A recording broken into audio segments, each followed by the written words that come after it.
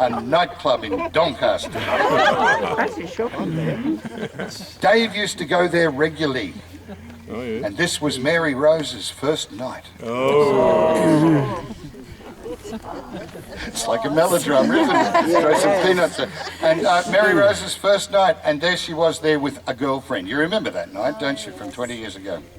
Mary Rose was sitting at the table by herself because her girlfriend had gone off to dance.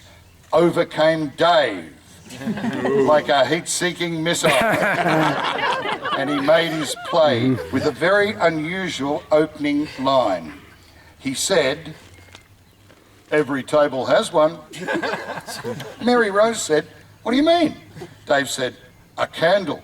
Now, that might sound corny, but that in fact started a conversation. He proceeded to ask Mary Rose if he could sit down. She said, "Yes, sure you can."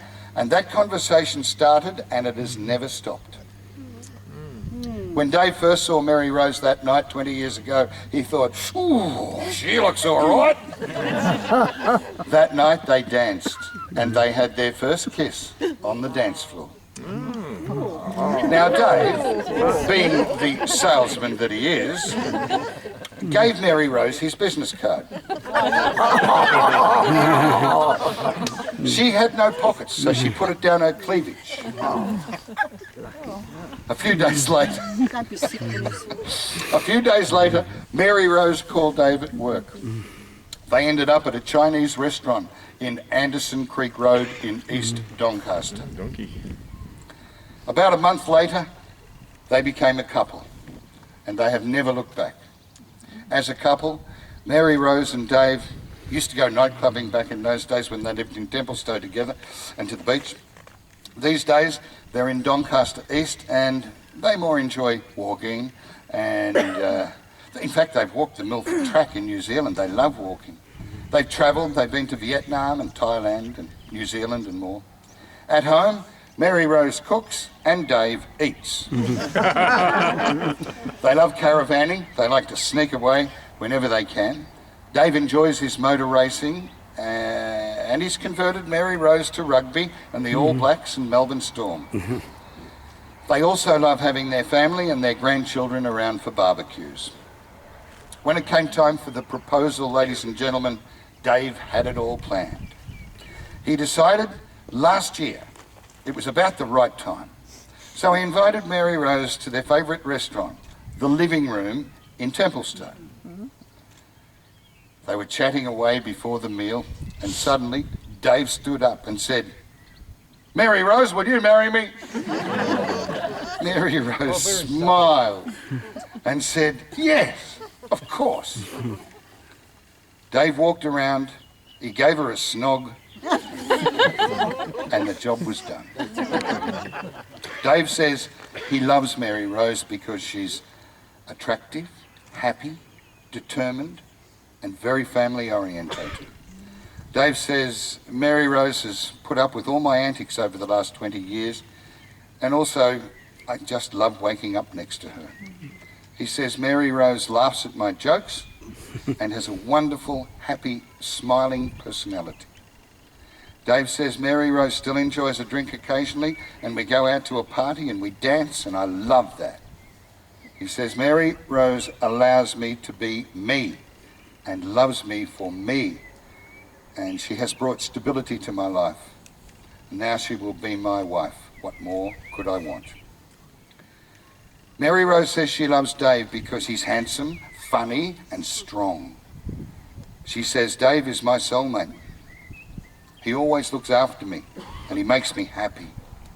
She says Dave has a calming influence on me, and he makes me feel good. We're happy together. We can chat about anything and everything. Mary Rose says it's been a great journey over the last 20 years, and now I can't wait to be his wife. Ladies and gentlemen, Mary Rose and Dave will honeymoon in Bali. They leave tomorrow, and then will return to live together as husband and wife in their home in East Doncaster. Dave, Mary, everybody here today is very proud of you both.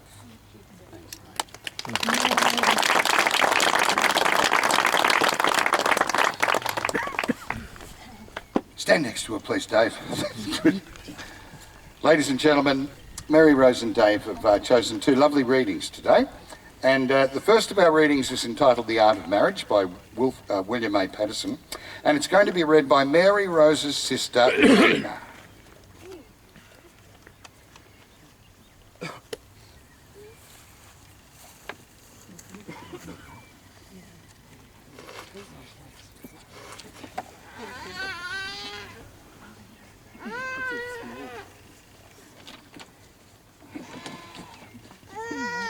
The Art of Marriage by William A. Patterson. The little things are big things. It is never being too old to hold hands. It is remembering to say, I love you at least once a day. It is never going to sleep angry. It is at no time taking the other for granted. The courtship should not end with the honeymoon. It should continue through all the years. It is having a mutual sense of values and common objectives. It is standing together facing the world. It is forming a circle of love that gathers in the whole family. It is doing things for each other, not in the attitude of duty or sacrifice, but in the spirit of joy.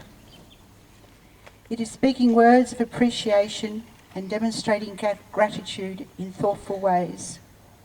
It is not expecting the husband to wear a halo or the wife to have wings of an angel. It is not looking for perfection in each other. It is cultivating flexibility, patience, understanding, and the sense of humour. It is having the capacity to forgive and forget. It is giving each other an atmosphere in which each can grow. It is finding room for the things of the Spirit. It is a common search for the good and beautiful. It is establishing a relationship in which the independence is equal. Dependence is mutual and the obligation is reciprocal. It is not only marrying the right partner, it is being the right partner. Thank you, Lena. That was lovely.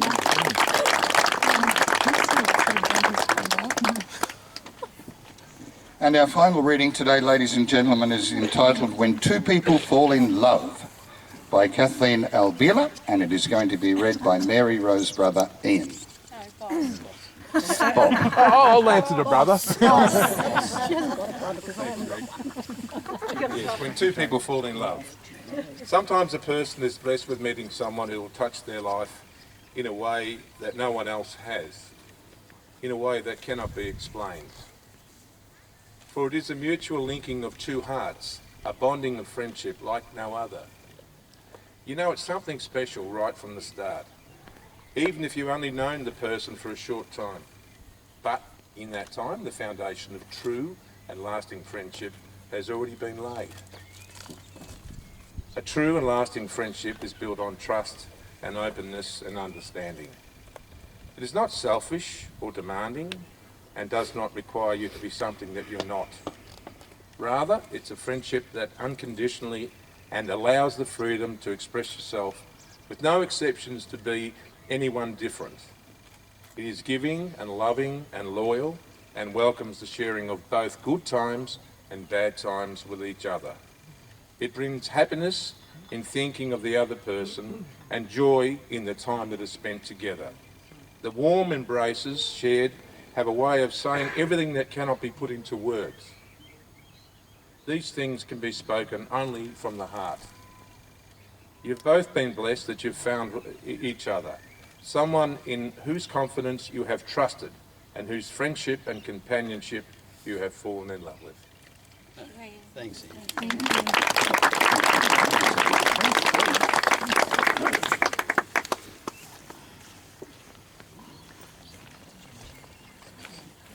Ladies and gentlemen, as this is a civil ceremony today, I am bound by law to read a monitum from the Marriage Act of Australia. Dave and Mary Rose, I am duly authorised by law to solemnise marriages according to the laws of Australia, and before you are joined in marriage in my presence and in the presence of these your witnesses, I am to remind you of the solemn and binding nature of the relationship that you are now about to enter. Marriage, according to law in Australia, is the union of two people to the exclusion of all others voluntarily entered into for life. Ladies and gentlemen, when thinking people conclude what the real values in life are, they always come back to one, that of human relationships. And one of the deepest relationships in human life is that between some loving daughters and a caring mother. And one of the rare occasions that that relationship can be acknowledged publicly is at a wedding ceremony. Mary Rose's daughters, Loretta, Olivia and Vanessa, represent their family today. They represent all of us. But now, in a very special gesture, they symbolise their own personal love for their wonderful mother. Mindful of these values, I now ask Loretta, Olivia and Vanessa, who gives Mary Rose to be married to David? We do. Give him a clap, that was the right answer. Well done, girls. Thank you, beautifully done. And we didn't even have to ring a friend. That was excellent. You're welcome. The next part of our ceremony is called the asking. It's where I ask these two if they really want to get married, and I reckon we know the answer to this one, don't we? Dave, of your own free choice, do you take Mary Rose to be your lawfully wedded wife? Will you love and respect her and be honest with her? And will you stand by her through whatever may come, so you may genuinely share your life together? I do. Yes to everything. Mary Rose, of your own free choice, do you take Dave to be your lawful wedded husband? Will you love and respect him and be honest with him? And will you stand by him through whatever may come, so you may genuinely share your life together? I do. The next part of our ceremony, ladies and gentlemen, is the most important part. It is the exchanging of vows. And I'm delighted to say that both Dave and Mary have written their own vows today. And they're now about, neither has shown each other what they have written, by the way, and they're now about to read them to each other.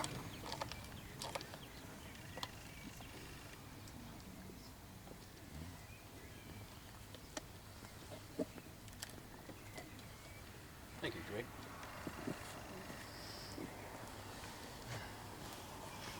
I call upon the persons here present to witness that I, David Thomas Scott, take Mary Rose Scott to be my lawfully wedded wife. You are my best friend and companion, always there in good times to help celebrate and in bad times to console and advise. You make me feel loved and appreciated. You have a settling effect on my life. You make our home a place to look forward to returning to each day from work. From the first time we met over 20 years ago, I thought you were the girl for me. Someone to love, someone to have fun with, to set up a home together, to share our life together and ambitions. I will always protect you, look after you as time goes by. In good health and bad, I will always put your interests first. Mary Rose, I love you and honour you for the rest of my life.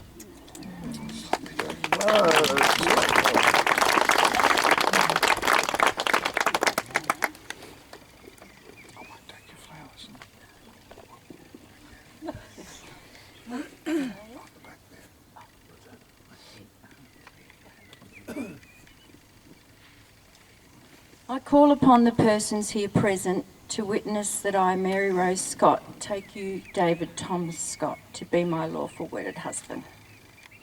The night we met, I never imagined we would be standing here today. We met by chance, but I know without a doubt that the universe put you in front of me because we were meant to spend our lives together. I know that you love me because at times during the day when we are apart, I think of you and cannot wait to see you. Loving you makes me feel stable and connected to you and every part of your life. I feel protected and safe around you, and I know that you will always have my back in whatever difficult challenges come our way. I appreciate all that you do for me, fixing things when I break them, being my carpenter, my painter, my electrician, and my motor mechanic. You do all these not out of obligation, but because you care. You have given me the confidence to achieve many goals that I thought I could never achieve. You always believed in me and still do. I promise to love, hold and cherish you to death do us part. I will care for you and be there in your time of need. I will hold your hand and assure you that everything will be okay. I will always be loyal and love you unconditionally. I accept you with all your faults and strengths as you've accepted me with all my faults and strengths. Although we have spent many years together, getting married puts the final seal for the devotion and love we have for one another. I look forward to growing old together, staying strong together and holding hands forever. You are my soulmate, my best friend, my rock and the love of my life. I'm so proud to call you my husband from this day forward.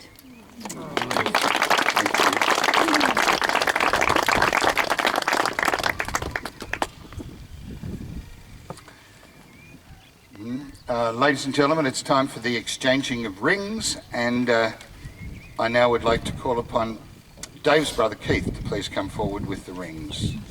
If you would please.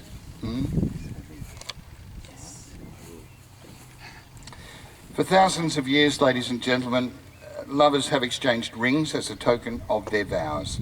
Let these rings be a sign that love has a past, a present, and a future, made more precious, of course, by the wearing of them.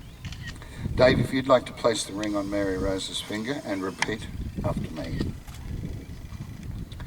Mary Rose, with this ring, Mary Rose, with this ring, I thee wed. I thee wed.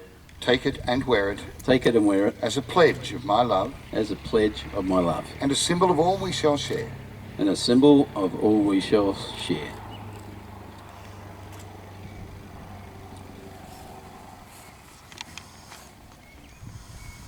Thank you very much, Keith. David, with this ring. David, with this ring, I thee wed. I thee wed. Take it and wear it. Take it and wear it. As a pledge of my love. As a pledge of my love. And a symbol of all we shall share. And a symbol of all we shall share.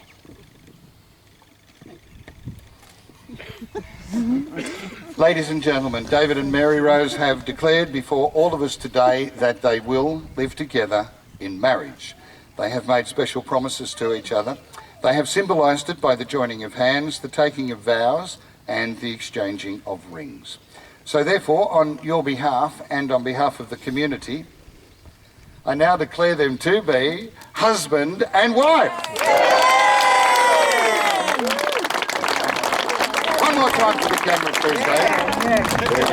Right, that's enough, Dave, that's enough. That was a wet one, Dave. Goodness gracious. Ladies and gentlemen, thank you very much for your attention. Our ceremony has not concluded yet, so respectfully I would ask if you would please remain seated. We have some legal documents to sign. Our witnesses today are Peter and Diana, if you could please come forward.